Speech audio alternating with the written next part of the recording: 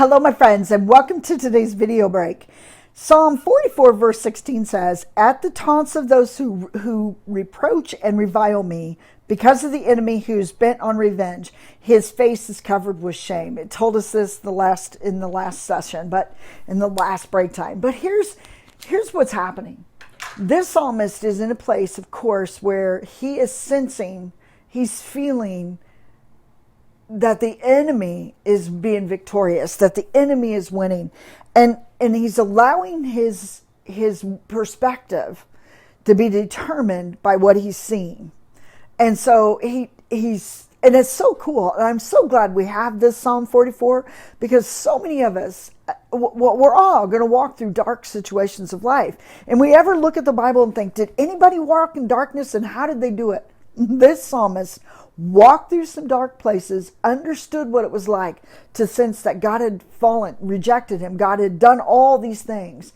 But, so I can't say, well, just cheer up and smile, everything's going to be okay. No, but what I can say is that, friends, I wanted to reach into this psalmist's life. When I've been in those places, it's a spiral.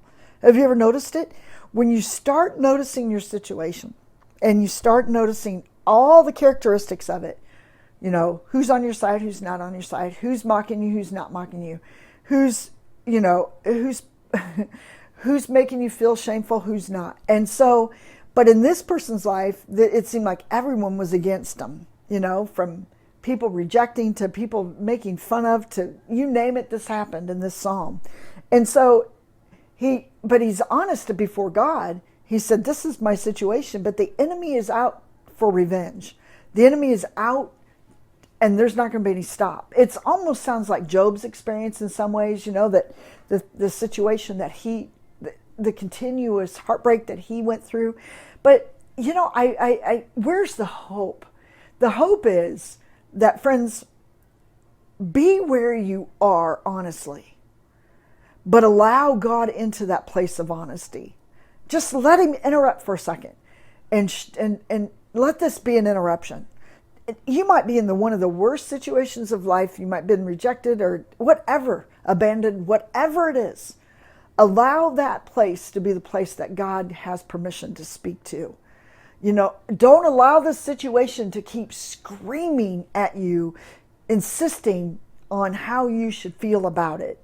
But allow that space to be used for a place where the presence of God can continue to bring his source to you, called the Holy Spirit. Allow his strength, allow his fruit to nourish you. Instead of looking to the situation, trying to find answers, maybe you've done that. Let's stop looking at it for a brief minute and allow God in it and say, okay, God, what do we do? Help me figure this out.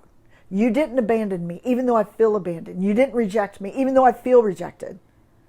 My situation is so much bigger than me, and admit it, I'm making it bigger than you. See what he says. Be blessed, my friend.